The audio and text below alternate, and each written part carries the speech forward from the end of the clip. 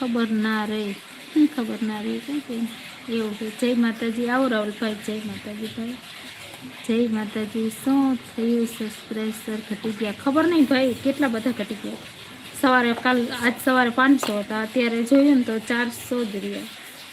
500ની માથે 60 હતા તો 400 જ રહ્યા, 450 જ એટલા જ રહ્યા. શું બનાવો છો? રોટલી બનાવું ભાઈ, હાલો ખાવા. હા રાકેશભાઈ, સીની હા પાડી ભાઈ. હા એવું હોય, થઈ જશે.